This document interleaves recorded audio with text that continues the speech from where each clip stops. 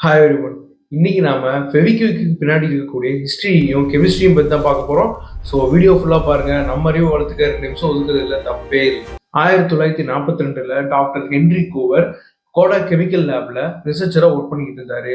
கன் சைட்னு சொல்லக்கூடிய கன்ல குறிப்பாக்குற அமைப்பை பிளாஸ்டிக்ல பண்றதுக்கு சைனோ அக்ரிலேட்ன்ற கெமிக்கலை யூஸ் பண்ணி ஆராய்ச்சி பண்ணிட்டு இருந்தாங்க.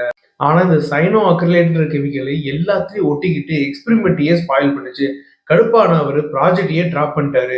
1951ல இதே ஹென்ரி கூவரோட தலைமையில ஒரு டீம் ஏர்பிளைனோடைய கனோப்பிய ஹீட் ரெசிஸ்டன்ட் பாலிமர்ல பண்ற ஆராய்ச்சியில இருந்தாங்க.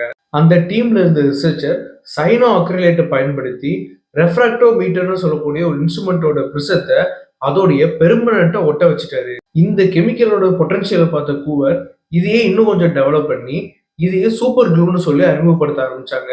வியட்நாம் வார்ல சோல்ஜர்ஸ்க்கு ஏற்பட்ட காயத்தை இந்த சைனோ அக்ரிலேட் ஸ்ப்ரேயை பயன்படுத்தி சீல் பண்ணும்போது பல பேர் அவங்களுடைய ப்ளீடிங்ல இருந்தும் இன்ஃபெக்ஷன்ல இருந்தும் பலாயிரக்கணக்கான சோல்ஜர்ஸை காப்பாற்ற முடிஞ்சது. அது மட்டும் இல்லாம வாகனத்துல இருந்து பறக்கிற பிளைட் வர எல்லா உடைஞ்சு போன பாகத்தையும் இந்த க்ளூவை வச்சு வெல்டிங் இல்லாம ஒட்ட வைக்க முடிஞ்சது.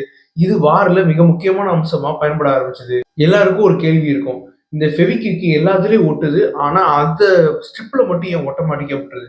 காரணம் என்ன அப்படின்னா, ஃபெவிக்விக்ல இருக்கக்கூடிய கெமிக்கல் சைனோ அக்ரிலேட் காத்துல இருக்கக்கூடிய வாட்டர் மாலிகுலோட ரியாக்ட் ஆகி சீக்கிரமாவே பாலிமரைஸ் ஆயிரும். லீனியரா இருக்கக்கூடிய அதோடைய கெமிக்கல்ஸ் எல்லாமே ஒன்னோட ஒண்ணு கோர்த்து பாண்டை ஃபார்ம் பண்ணிக்க ஆரம்பிச்சிடும். இதனால அது சீக்கிரமாவே கெட்டியா ஒட்டி போயிடும்.